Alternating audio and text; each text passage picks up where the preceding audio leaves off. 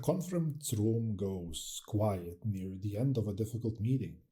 There are laptops open, half-empty coffee cups on the table, and a slide still glowing on the screen with words like alignment, resilience, and shared ownership. The meeting was supposed to be about a delayed project, shortage of people, and several weeks of pressure that everyone in the room already understands. The manager has spent the last few minutes moving away from the concrete details. The missed deadlines become a challenging quarter. The understaffing becomes a chance to show commitment. The late nights become a moment for the team to come together. Then, just before the meeting ends, she smiles and says, "I know the last few weeks have been heavy, but our team has always been a top performer. Senior management always speaks highly of us. At the end of the day, we're all family here, and this is when we show up for each other." The sentence does not sound like an instruction. Nobody has been ordered to do anything yet. Nobody has been directly blamed. The room has been moved from facts into shared identity, where family does more than describing the team. It changes the kind of situation people think they are in. A staffing problem starts to sound more like a loyalty test. A management problem starts sounding like a shared burden. A practical boundary starts to feel like a question about character. This is how some social phrases work. They can arrive as warmth, they can make pressure feel meaningful, and they give people a shared emotional frame before anyone has clearly named what is being asked, who will pay the cost, or what the group will give back. From there, the phrase can do two very different jobs. It can name real care, or it can make sacrifice feel morally required. The test comes a few days later. Someone on the team says they cannot stay late again. They have already covered extra work that week, and they have something at home they need to handle. Yet inside this frame of family, the refusal starts carrying a second meaning. It can sound less like a limit and more like a withdrawal from the group. Now the sentence has changed function. It is no longer only describing closeness. It is shaping how refusal will be judged. Family language carries a set of expectations. Families are expected to forgive more, give more, stay longer, tolerate inconvenience, and absorb each other's needs. A family member may help during illness, lend money, drive across town at night, or keep showing up after frustration. Those expectations make sense inside real family bonds, because family usually carries mutual life involvement. People know each other outside of a role. The relationship continues beyond the project. The person matters apart from performance. A workplace can borrow the feeling of that bond without carrying the same obligation. The company can say family in March and cut position in June. It can ask for loyalty during a crisis and still evaluate people through budgets. It can speak in the language of belonging while keeping the legal and financial rights of an employer. The phrase imports the emotional duties of a family into a setting where protections, permanence, and mutual obligations of family are missing or are partial. That is the mechanism. A group borrows intimate language to create cohesion. The language makes people feel close before anyone specifies what closeness actually requires or means. When pressure appears, the same language can turn into an implicit demand. The employee is no longer simply being asked to work late. They are being asked to prove they belong.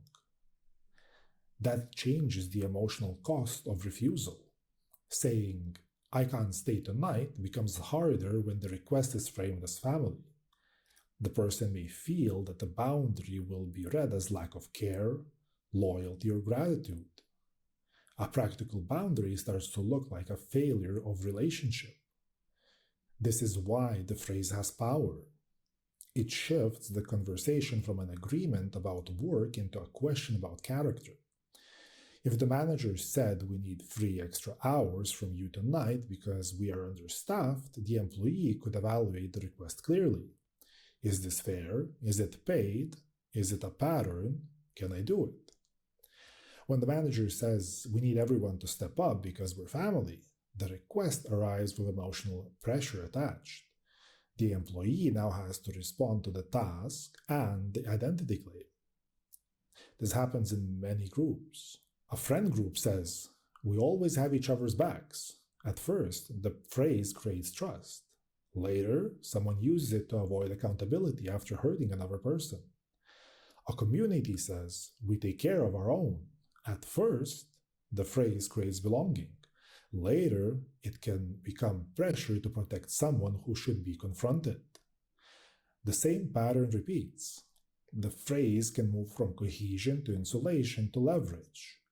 The sentence helps people coordinate quickly. It gives the group a warm, shared story. It reduces the need to negotiate every obligation from scratch.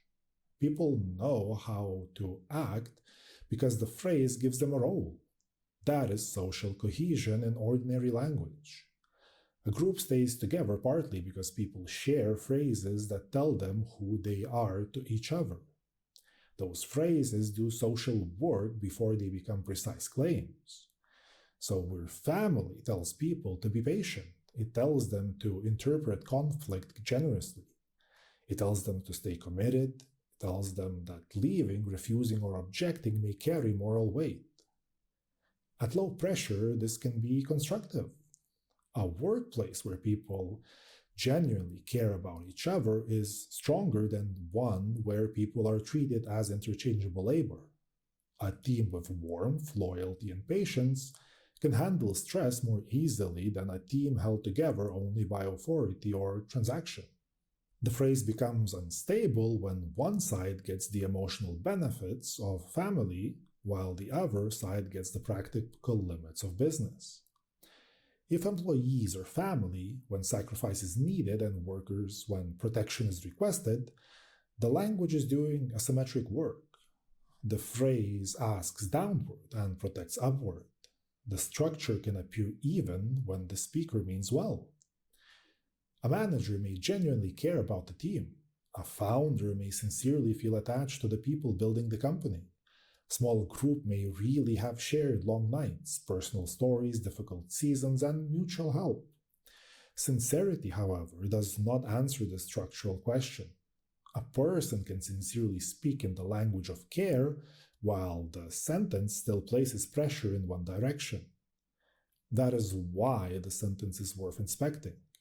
The relevant question is what the sentence permits once pressure enters. Does family mean the company will protect people when performance drops? Does it mean leaders will absorb sacrifice before asking it from others? Does it mean employees can speak honestly without punishment? Does it mean care continues when someone becomes inconvenient?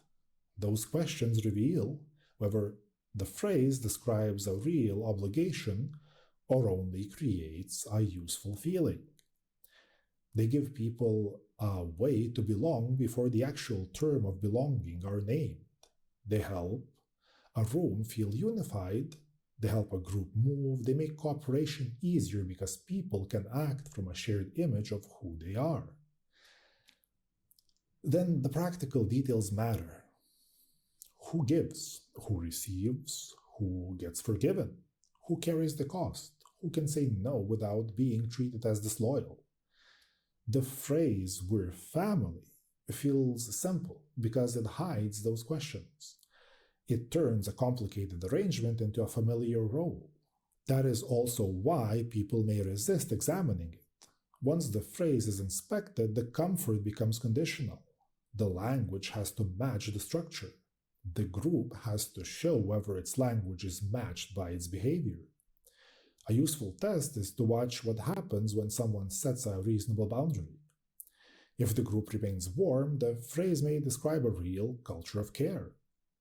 If the warmth disappears, the phrase was partly functioning as control.